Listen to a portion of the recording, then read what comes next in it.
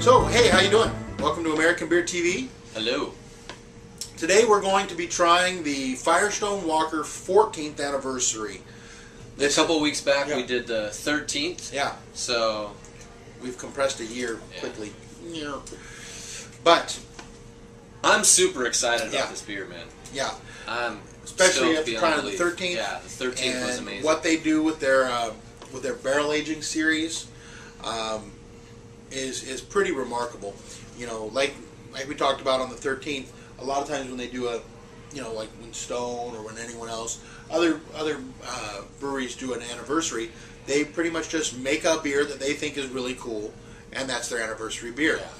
Yeah. Firestone Walker has been aging these beers in bourbon barrels. Yeah, just not in bourbon, but all different types of spirit barrels, and it's really a blend of pretty much what they've been working on for the year. So what's kind of cool about this is there are beers that are been blended in here. I believe there's let's see, let's go through them. There's 6 beers that have been blended to make this. Double barrel ale, 31% of the blend, which is their double strength English style ale. Sticky Monkey, which we haven't seen yet. It's not out. It's not available yet. Don't look for it. Is 29% of this. That's an English barley wine style that's been aged in bourbon barrels and brandy barrels. Now, the way that's written, I don't know if a portion is aged in bourbon barrels and a portion is aged in brandy barrels and they blend them, or if they age it, here's a time period. Yeah, I'm assuming that they're having, you know, a portion. I'm assuming that they have, you know, Sticky Monkey and bourbon barrels and Sticky Monkey, and then they're blending those. Yeah. So then you'll have a we have a blend. So we have sweet Sticky Monkey, and then we've got the more vanilla bourbon Sticky Monkey. Yeah. Drunk Monkey. Yeah. So we haven't seen that yet from Firestone Walker. It's a beer that's coming out. Parabola, which we're familiar with, that's their their oatmeal stout that's been aged in bourbon barrels. It's 27% of the mix here. Velvet Merkin, again, go look up what a Merkin is.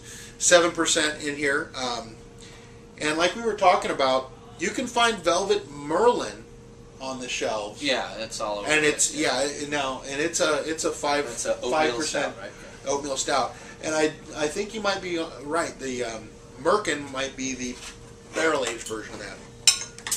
So 7% of it is that.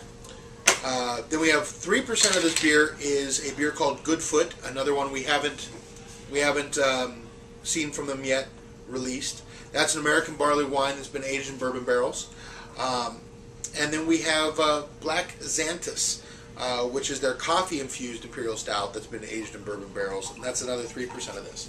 So the way they describe it is, you know, there's about, let's see here, I think it's something like 60% of this beer is barley wine and or barley wine based, and the rest, the other 40 is stout based. Well, let's look at the color.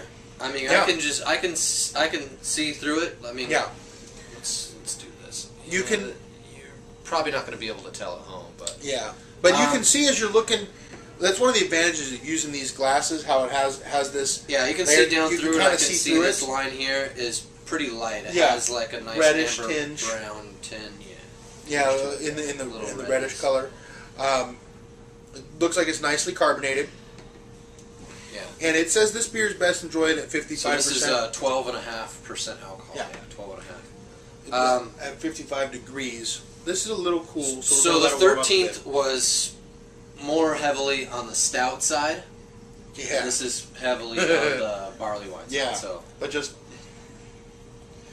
if you don't get a smile on your face after you try that, after you just smell that.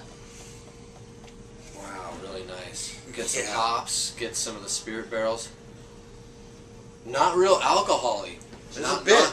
It's not real overpowering though. No, it's not overpowering. It's not like burning my nose. Sometimes the barrel-aged beers kind of burn your nose. Yeah, it's got a nice. It blends it in really nicely. Nice. Yeah, it smells wonderful. Smells like good beer. Yeah, fantastic beer.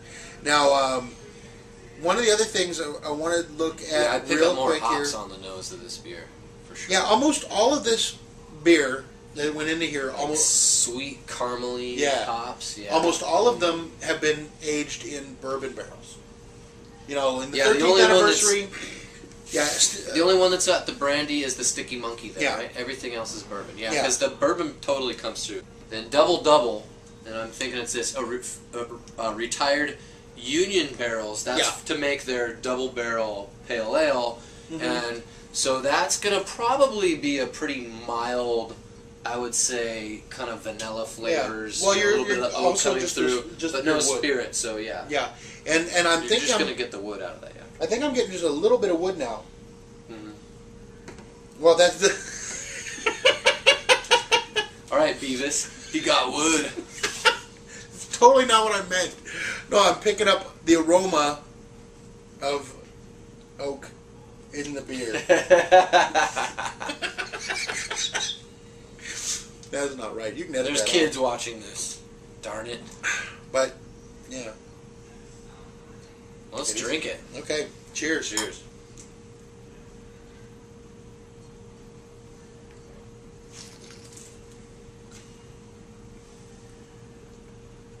Wow. Ooh. Yeah, way more along the lines of a barley wine. Yeah. Than a stout. Definitely. I mean, But it's really it's dark, got some. but It's got some of those stouty characteristics. really deep, dark caramel. Not burnt caramel, but just very intense, dark. And I think that's sugar. Yeah. I think that's helped along by the bourbon. You know, a lot. But yeah, bourbon just peeks through. It's not real overpowering. I love it.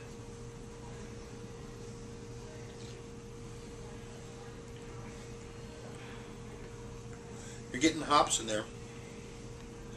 The hops are kind of competing with that caramel a bit. It's really interesting. It's like they're fighting a battle in your mouth. And you're left with that residual bourbon laced caramel and some hop. I'm a huge fan of bourbon barrel aged beers, and this one's definitely the most unique that I've come across. Vanilla comes through. Yeah, you're definitely picking up vanilla notes. It's really cool that this beer just like bounces all these really nice subtle flavors. Not one flavor overpowers the other. They did a really good job of blending this beer. And I'm wondering how that would age. It probably took them a while to figure out what was going on. It is. It's kind of like that little symphony that you have, where you have like this section, da da da, and this section starts, and so it's definitely a symphony, if you will, or battle, depending on how you want to look at it, fighting for your attention. Between barley wine and stout, and that's a good general way to put it. Would be like blending of a barley wine and stout. And I think the barley wine comes through a little bit more, but it's just like this really super roasted barley wine. Yeah, would that be like a black barley wine? No, I don't, because I don't think it. Well, you could do it. You could, but I don't think it's. It's not black though. No, this beer isn't not black. No. I mean, it's hard, I don't know what it looks like on camera, but, I mean, it's just really dark. Yeah, I mean, if you hold it up and you can kind of look... Yeah, you can see through it. See through it. But... Really mild carbonation. It is carbonated, but I think it's carbonated just right. It's not, it doesn't give you that zing, that carbonation zing on your tongue at all. That it just flows over your palate. Every sip it's a little different. You go back and forth between barley wine and stout. So it'd be interesting to see how this beer ages. Oh, completely. Yeah. I think one of the reasons why we're getting the battle or the symphony, and it's going barley wine stout, barley wine stout, barley wine stout. I think that's a sign of youngness and being fresh, youth. I've noticed in almost everything that I've made, whether it be cordials or whatnot, as you let things age, those flavors that are separate, they begin to blend, and they become more, just one whole unit, and you can't pick it apart as well. Now, I don't know. I'm having a great time picking this stuff up. Right. I recommend it to friends that I really like and that will really appreciate it. This is not the kind of thing that I would say, oh, here, you don't know if you like beer? Maybe just a tiny little bit to knock their socks off if you want to shock somebody out. Maybe taste it, but but don't not a bottle, not a glass. Save this one for your friends that are really going to appreciate this beer. You know, this isn't something you spring on the unexperienced and expect them to get it. You know, they're not going to get it. They're not going to appreciate the nuances of it. So, all right. I don't think. What about you? Yeah, I wouldn't do it. I'll save it for the geeks. Well, cheers, man. Cheers. Get out there and drink craft beer.